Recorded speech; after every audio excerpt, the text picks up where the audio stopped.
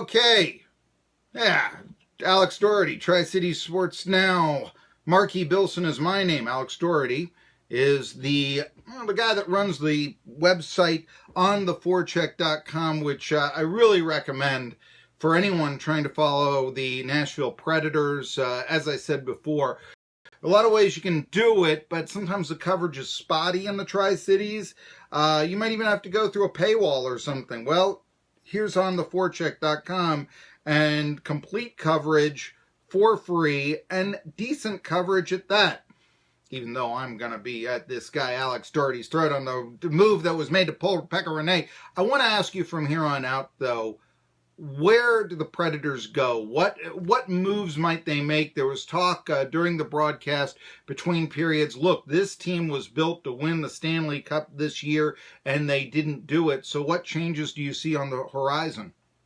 Well, not a lot, actually. I mean, I think that they're in the middle of about a 4 or 5, maybe 4 or 5 year window. I mean, they've got that entire team you saw last night is signed basically for the next 4 or 5 years, with the exception of a couple guys here and there. But for 4 or 5 years, that's the roster. I mean, that's what you're looking at, and it's built obviously through some pretty big trades and some pretty big investments in players that David Poile has made so far. I think you're looking at there will be a couple changes in the middle of the roster in terms of the forwards. Of course, Eli Tolvanen will be right in the mix next year. I think he'll push for a scoring winger spot. I think there's a chance they could move one of the defensemen. I think Ryan Ellis, his contract is up sooner, so it's possible they could move him. But I think that they're still. Look, this team is built. That entire team that you saw on the ice last night, the team that won the President's Trophy in the regular season, that's who's back next year. I mean, it's essentially the same roster, with the exception of Mike Fisher, Scott Hartnell, and probably Alexei Emelin, who, let's face it, were role players at best. Yeah. And at times bad. So I think that this team will be right back in it. This team will be right back in the playoffs, and if they can get a good matchup in the playoffs next year, they'll be right back where they were this season. Well, I guess I look at now questions, I guess, where is there a self-doubt on the team where after a President's Trophy, and albeit they are defeated by a good team, it should be mentioned, the Predators had 117 points this year, and the Jets had 114 points, I believe, right. Alex Daugherty. Right. And so that's important to remember. I mean, this is yeah. not really much of an upset. These two teams were the two best teams in the league, and number 1 and number 2 going up against each other. I mean, this is like when in basketball, when the 1 seed and the 2 seed, who are the number 1 and number 2, meet to go to the Final Four. It's like, one of them's going to lose, and then they're going to be disappointed by that. You would go with the Jets over, say, the Lightning. I think the Jets will probably beat the Golden Knights, and I think the Lightning probably have a chance to beat the Capitals. I stick by my original prediction. I think the Lightning will probably come away with the Cup this year. All right, so I could see that. I do think that whoever wins the Western Finals, whether it's the Jets or the Golden Knights, their team's goalie, be it Marc-Andre Fleury or Connor Hellebuyck, will be viewed as the best goalie in the league. I do think that'll be at least certainly for this season. But I know the votes for the Vezina Trophy are probably already in. But I think it'll have that feel. You know what I'm saying here, especially because you've got Marc-Andre Fleury taking an expansion team to the Stanley Cup Finals. I mean, like I said, that doesn't happen a lot. Although it does remind. I think the votes came in before the playoffs started, so I think Rinne's probably going to walk away with the Vezina. I don't think there's really any question there. Oh, it's who I'd vote for. Yeah. But yeah, I wouldn't disagree with you there. I think Fleury obviously has had an incredible postseason, and then Hellebuyck, same thing. So yeah, I think you make a good point there. He's Beezer in '96. Or even Rinne last year when he took an 8 seed all the way to the Stanley Cup Finals. I mean, that's so.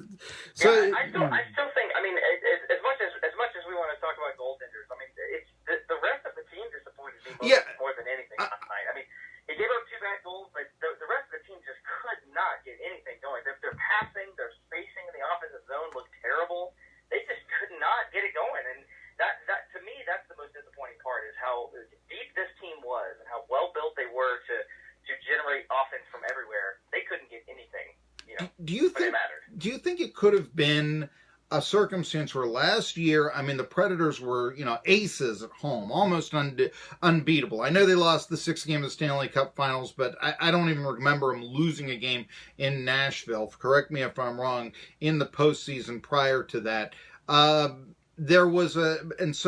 You beat the Jets in Winnipeg, who had won all but one of their playoff games at home before.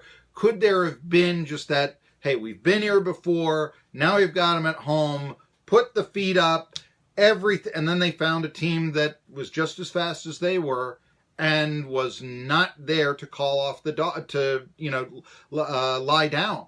And I almost wonder if that mentality, That's possible. I mean, I think the Jets looked hungrier at times, much like the Avalanche in the first round, and so the Predators kind of got where they were last night, just based on just sheer talent. And so, you always want to be hungrier than your opponent, no matter how talented you are. And I think the Jets were just a little bit hungrier. But I think that if you get an off season where your season ended earlier than you wanted it to, like that, I think the team is going to come back pretty focused to recover, and they'll have a couple big pieces to play with. I mean, that the addition of Tolvanen, we talked a lot about that earlier this year.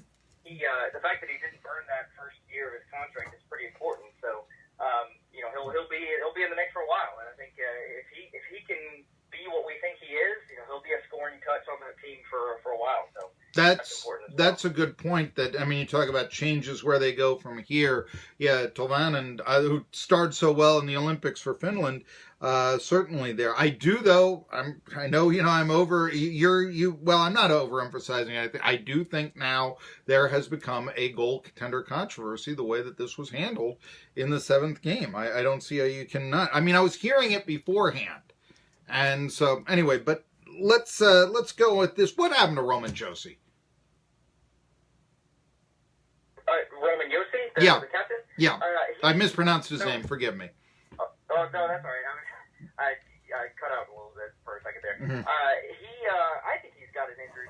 He's got I think 6 or 7 documented cases of concussion-like symptoms in his career, which is a lot. And I think that could be piling up. I think he definitely has been, we'll get the injury report, I think, sometime today, and I think he's likely to be on it.